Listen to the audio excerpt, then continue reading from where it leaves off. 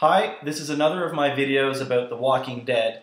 I've recently begun reviewing episodes late in Season 2 of this series just because I saw some reviews online and thought I might like to add to some of the conversations that they began.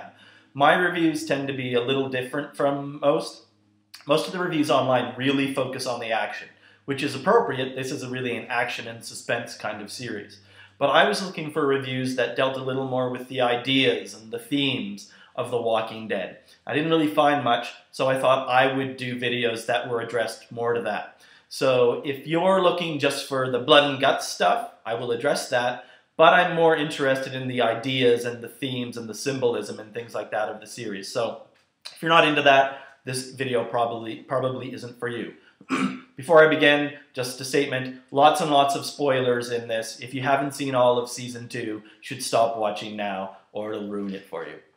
So basically, what I'm going to say in this, what I'm going to argue in this video is that Hershel's farm, where most of the action, almost all of the action of Season 2 takes place, is something that's known as a pastoral enclosure.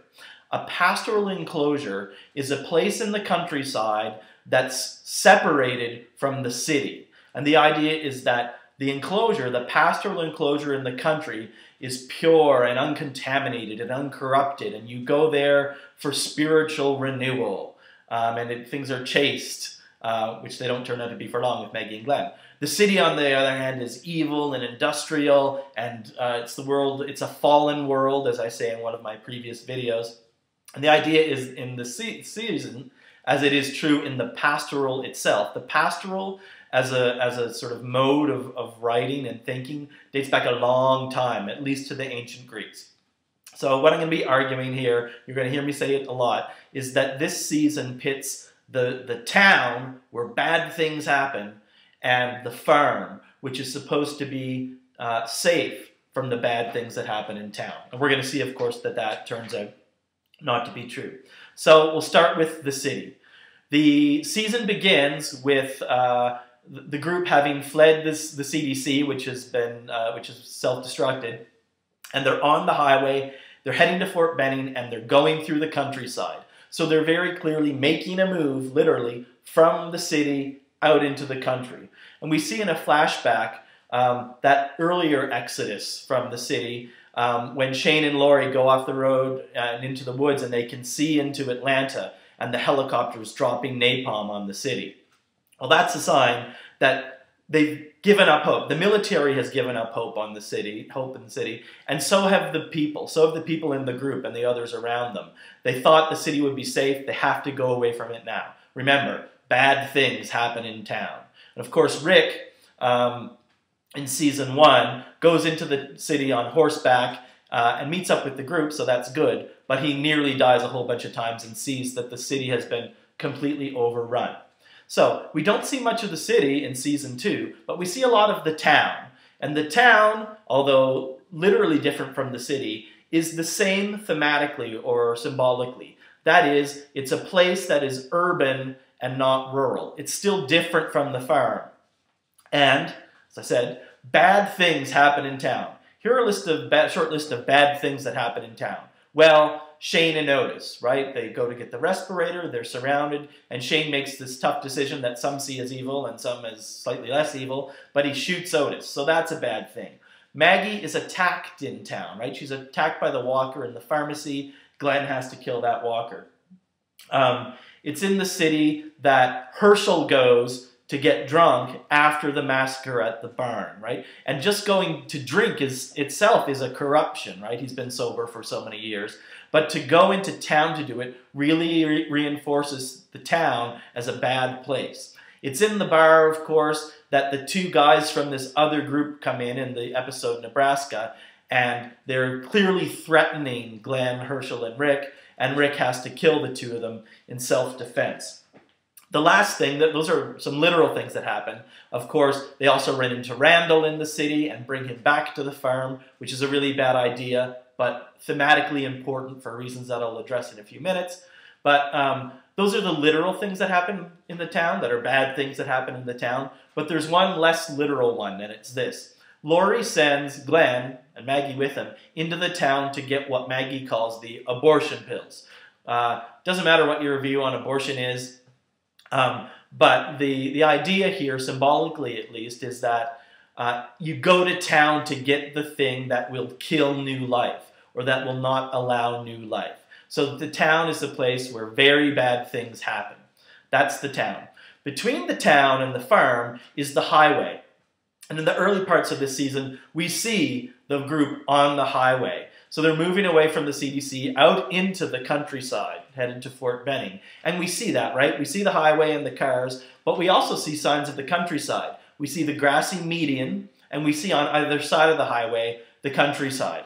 And the best shot, a really good shot of this, is we see Daryl driving across our frame in his motorcycle, and in the background behind him, we see these lovely fields and trees, and they're really surrounded by the world of nature as they move out into the countryside.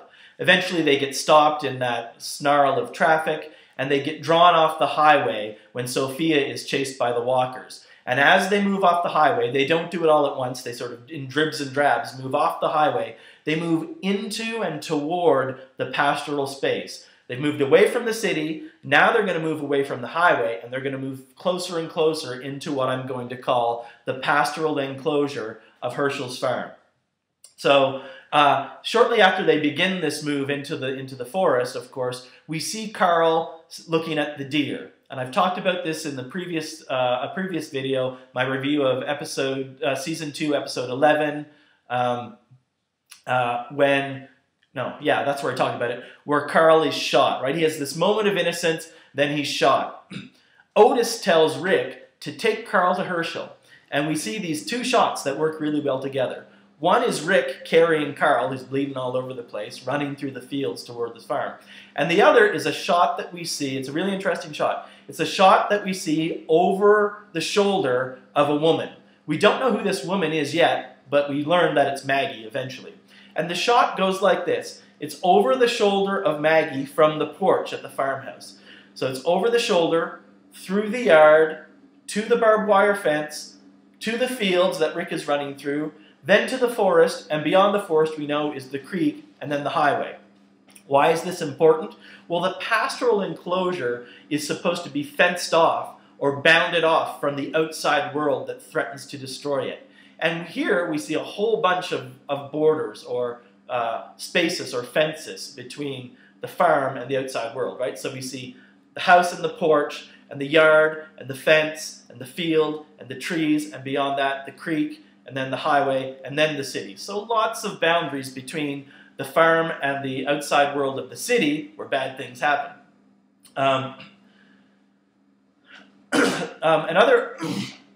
Another way that this episode really focuses on the idea of the pastoral is in some of the things that Hershel says and some of the things that are said to Hershel.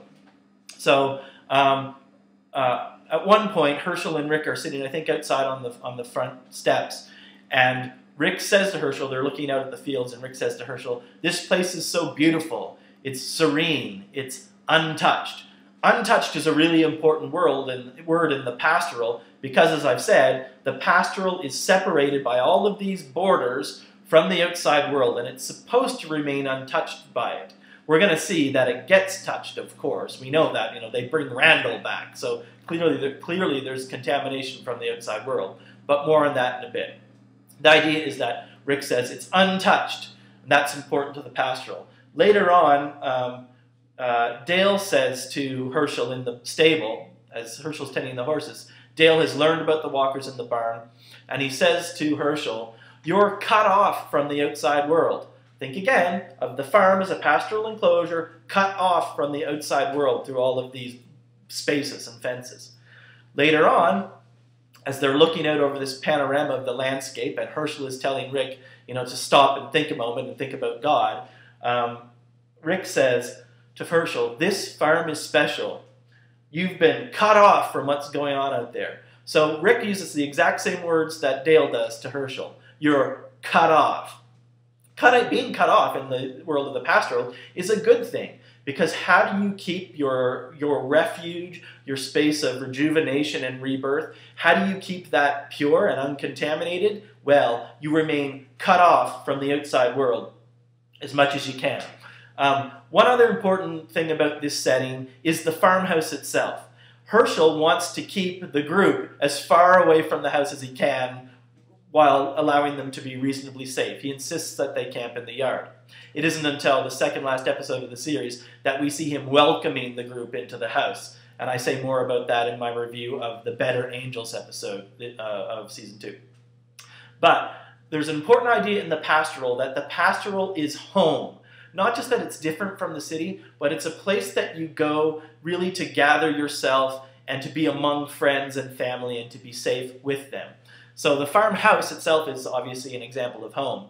But there's actually a subtle reminder of this, and it's in the scene where Shane is standing in the bathroom with the shower running, which is a bit like Psycho, and we see the camera pan across the wall, and there's a needle point.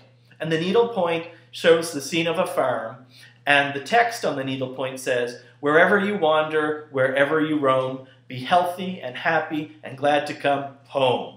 So home is an important idea in the pastoral, and the picture on the needle point uses the word and shows us a picture of home. And it's a picture very much of the home that we see on the farm. There are fields, there's a barn, there are silos, there's a farmhouse. It is a farm. But what's interesting about the picture of this farm is that it has something that Hershel's farm doesn't. It has sheep in the picture. Why is this important? Well, in the tradition of the pastoral, there are a lot of sheep. And one of the kind of main images of the pastoral is the idea that sheep roam in the grass, watched over by a benevolent shepherd who tends to them. And in this space, the grass is always green, and the trees always bear fruit, and the shepherd is free from the outside world, and he protects his flock. And if that rings a bell for Christians out there, it's supposed to, because there's a pastoral tradition in Christianity, right? The Lord is my shepherd, I shall not want, right? The idea as a congregation seen by its pastor, pastoral and pastor, they're connected. The pastoral guides his flock, his congregation, as a shepherd would protect sheep. So almost through here, I gotta hurry. So the pastoral space is bounded off. But as part of the tradition of the pastoral, remember at one point, 2 points, Hershel says to Maggie and to Rick, this isn't permanent. That's important to the pastoral, because as much as the pastoral is set off, untouched from the outside world always gets in somehow. It always contaminates that uncorrupted space. This is what I say in one of my earlier reviews. The fallen world of the outside gets into the pastoral. And in the pastoral, this is summed up in a line. I won't give you the Latin, but the line basically goes, I am also in the garden. And the I, the person speaking that, is death. Picture death, hood, scythe. I am also in the garden. So as much as things are alive and permanent in the pastoral space, in the garden, like the Garden of Eden, death always gets in somehow. It always becomes contaminated. And of course, we see this in lots of ways, even before things from the city are brought to the country. Probably the best example of this is the well. When they pull that horrible bloated walker out of the well, they want to not contaminate the well. Of course, it probably is already contaminated, but his guts go spilling into the well, and the well becomes contaminated. Water in Western culture is often associated with purity. Here, the water is contaminated. That's a symbol of the contamination of the farm. And we're going to see that happen more, right? We see there are walkers on the property. We see there are walkers in the barn.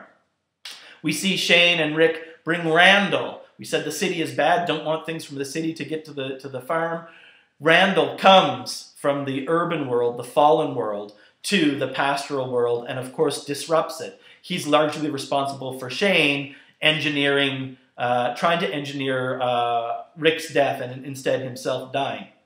And of course, the massacre at the barn is the biggest example, probably, of the contamination of this place. Hershel has tried to keep it safe from the outside world, has tried to treat the walkers simply as people who are sick. He says, well, we used to be afraid of AIDS. He wants to cure them. He believes in that ideal, just as Dale believed in an ideal. But the group brings with them the energies of the outside world, the corruption of the urban space into the pastoral. The massacre of walkers happens at the barn. Hershel becomes distraught, moves into the city to get drunk, brings back with him and Rick and Glenn the nastiness of the city in the form of Randall and all of the things that Randall, being present on the barn, sets in motion. That's it for now.